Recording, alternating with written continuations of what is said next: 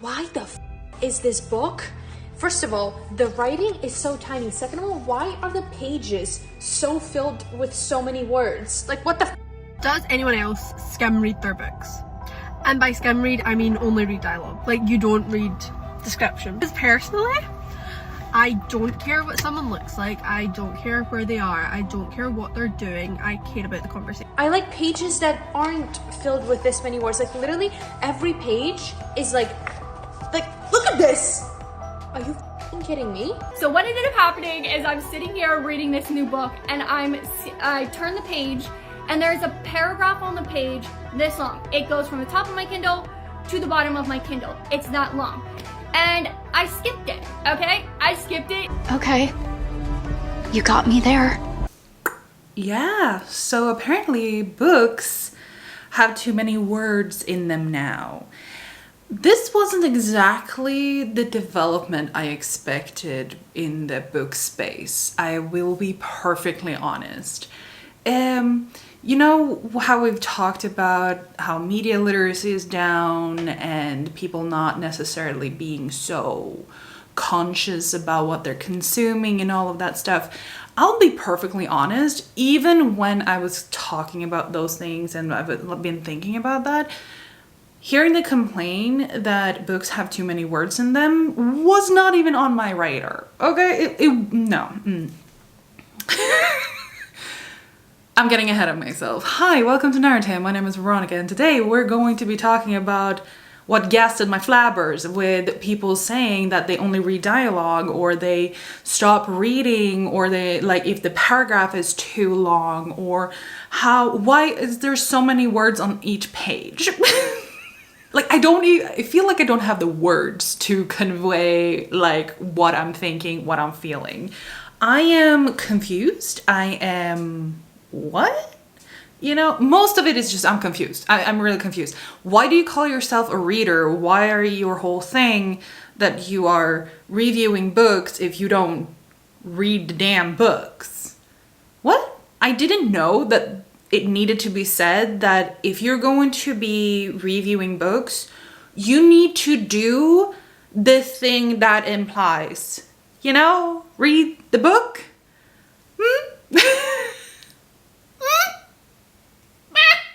Okay. I don't care what you do in private when you're just talking to your friends, whatever. I do not care.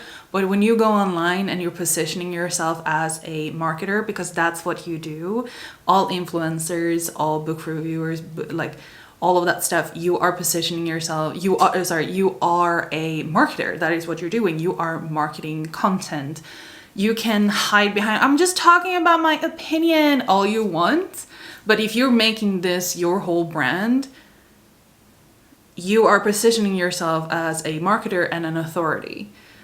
And that's when it's fair game to criticize you for these very odd takes and the weird stuff you're putting out there or representing. Yeah, like I'm still like, it's been a full day since I saw this and I am still confused by it. Like, no one's forcing you to read. Like, you don't have to read books, especially if you don't enjoy it.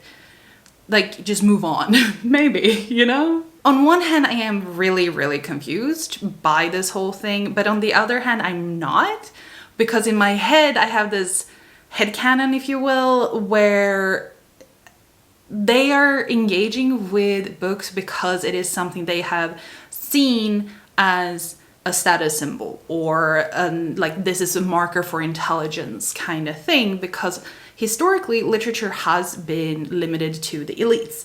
The elites were the only ones who were taught how to read, write, become authors. You had to be of the elites or have like enough money and power to be able to break that class level, if you will. Or you had to get the patronage of someone with status, money, power, whatever, to be able to do so. And getting a patronage was, as far as I understand it, very limited, very difficult, because the elites didn't really enjoy intermingling with the plebs, you know? And so reading and writing and being an author and all of that stuff has been something that we view as something that the betters do, the elites do. That's their realm, you know? And being able to read means that you also historically were able to go to the source to get the word of God. Speaking very Christian, very Western take on this, of course, as far as I understand, it tends to be similar behavior in all types of religion, because being able to read, you're able to consume the word of whatever God or gods you have, the Bible, right? You don't have to rely on someone else's interpretation of that. Setting aside the whole conversation about how all Bibles and all religious texts are technically interpretations of things and then seen through the lens of current times and everything, we're taking that and like putting it away because not the time. But and technically all of this goes into the invention of the printing press and Martin Luther, all of that stuff. And I'm not gonna dive into that, but I do highly recommend that you check it out. He was talking a lot about the church's control and all of that stuff. I'm not even gonna remotely try to interpret everything. So we're just moving on. Take that and put it to the side. So keeping in mind all of the historical context with status and access and all of that stuff, right?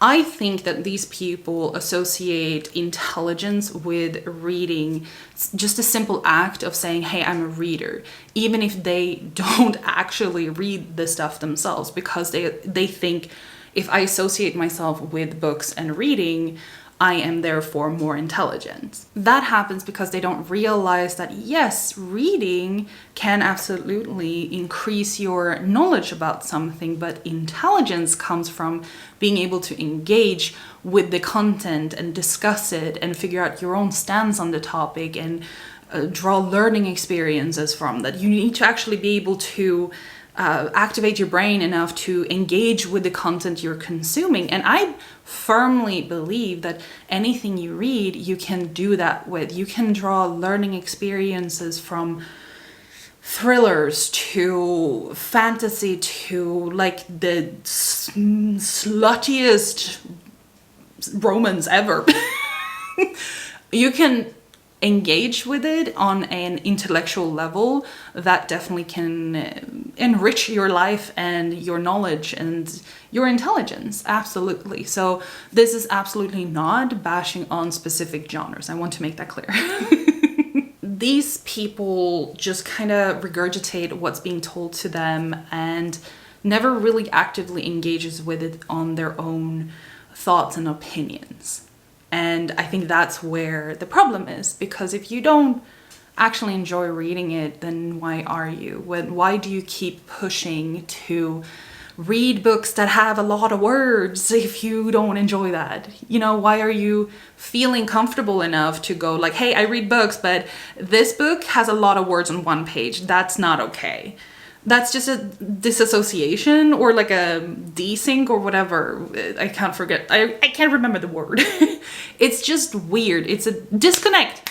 That's the word. There's a disconnect. There's a disconnect here that I only can really ascribe to this weird pseudo-intelligence connection. I mean, I'm sure that there are many, many different reasons for it, but right now I can't come up with anything else. Additionally to that, I want to make clear that you do not have to be an academic in order to share your opinions on books. You really don't. I have studied literature, like English literature and linguistics at university, and I've been around a lot of academics, and being an academic does not make you intelligent, is all I'm saying. There are brilliant people who are academics, but they're not brilliant because they're academics, if you catch my meaning. Just reading books does not make you more intelligent. It can make you more informed, but if you actually need to engage with the content and develop your own thoughts on a topic to be able to say intelligent. Now, there's a whole discussion about the concept of intelligence and how we glorify that in our society and all of that stuff, but we're taking it like everything else and just putting it away. because this video is not gonna go in depth in that direction. This video is about me being my gasters being flabbered, okay? It's not about the thoughtful, like, intelligence, what does it mean, and how we question everything. No, I'm only here to question, why do you read if you don't like reading? Okay? Yes. Moving on. Critiquing literature is a whole ass profession, and there are multiple courses on it at universities to make sure that you can do it in a fair and balanced way, knowing literature history and the context and the periods these books have been created in, to understand where the influences come from. There's a whole lot of things going on, but these people don't really go out of their way to find these kind of resources, and it shows. Sharing your thoughts and opinions on a book does not mean you're critiquing it. Critiquing it requires a deeper understanding of the topic at hand and being able to engage with it on multiple levels, like further than just this is what the author tells me. A lot of the time when I come across readers and reviewers online that are saying things that sounds very weird, I realize that they are trying to critique something they don't really know how to verbalize. And it's not necessarily their fault. They could be new, they might not just have realized the connection, or they're working on it. It's very much like a whole broad spectrum, but I've noticed that a lot of people who are critiquing things or reviewing things don't actually know what it is they are critiquing. So, assuming positive intent here and saying that there's too many words, it sounds absolutely bonkers, right? It's just like, what do you mean? It's the whole process of a book. It's the core concept of a book to have a lot of words. Like, But again, assuming positive intent, what they might mean is like, hey, I find that this book drags on, there's unnecessary stuff added to it, and it's too dense, it's not edited properly. You see what I mean? Like, that gets more into the details of the craft as opposed to saying too many words. So saying there's too many words is sharing your opinion. Saying like, hey, this book wasn't edited enough, that there wasn't a lot of fluff that made it drag on, so I consider it too long than it was actually supposed to be if it was properly edited. That's critique.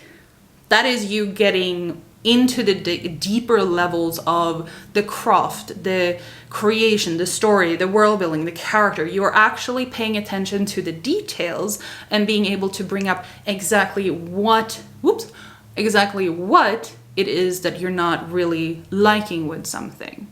So that's what I would say is an easy explanation of what an opinion is and a critique is. I'm also not saying that these readers didn't mean what they were saying. They might really think that too many words on a page is like not good, or if a paragraph is too long, then that's valid to skip because it can't be important information. They might actually mean that, but I'm just giving you as an example of positive intent. And like, it just comes down to me noticing that a lot of reviewers are not really able to articulate what it is they don't like about something yet. Because I do believe that these people, the more they consume, the more they engage, as long as they turn their little noggin on and pay attention to these things, they will improve. So I'm going to put a very big, they don't really know what they're critiquing yet. Trying to be very positive here. Because it's like, you don't need to know everything from the start, and I think that we should give people grace to it. I think that people should own the fact that you're saying stupid shit, but everyone is learning at different paces, and we should keep that in mind when critiquing, specifically critiquing other people.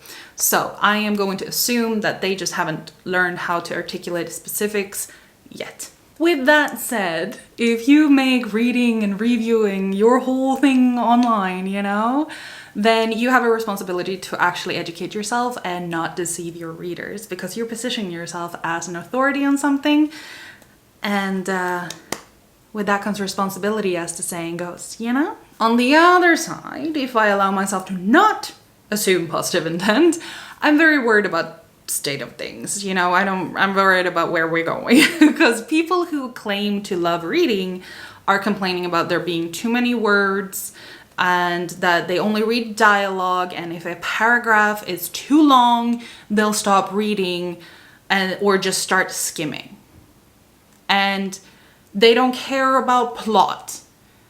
They don't we are at the point where I've seriously heard people saying I'm a plot girly. I'm like, what do you mean plot girly?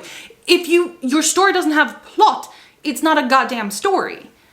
It's just a series of scenes that doesn't have anything connecting to... Okay. Hearing someone seriously say I'm a plot girly really triggered me. I had to stop being on Instagram for an entire week after I heard that. It triggered a lot in me, all right? I'm just saying. With all of that said, like if you don't care about the world, you don't care about the characters, you don't care about descriptions and information, why are you bothering with reading? You don't want to read. You don't want to consume these things. You don't want to engage with stories, which books are. Books are stories, and you don't care for the story. And no one's forcing you. There's a whole world out there for the person who said there's too many words. There's a whole world out there with graphic novels or manga, manhwa, comic books. Where does the S go, you know? There's a whole world out there for you that has a lot less words on each page, but it's going to capture you in a visual spectrum instead. And that is really, they are really great. There's a lot of good stuff out there in those things, and there's nothing wrong with consuming them instead if you feel like there's too many words in books, it's too difficult, it's too heavy. It's fine. There's plenty of people who are trying to read books who don't vibe with it. They just don't like sitting still like that. It's just their imagination isn't triggered by just words on paper. They want the visual aspect. It's fine. It's normal. You're good. What I'm trying to say is reading is supposed to be a good experience. You're supposed to find it enjoyable. And if you don't have to do it. It's the same thing where people are with games. They're forcing themselves to play games that they no longer enjoy because that's what they're supposed to do. No, you're supposed to enjoy yourself. This is supposed to be a good, enriching experience. And if it's not, it's time to let go and shift gears into something that actually makes you feel good. There are stories out there in all kinds of mediums, so you will find something because it doesn't sound like books is your thing. And with that, I'm going to end this video here before I go off on another tangent. Thank you very much for being here. If you like this kind of content, make sure to subscribe. Otherwise, I hope that you have a good day, night, wherever you are in the time stream, and I will see you in the next one. Bye!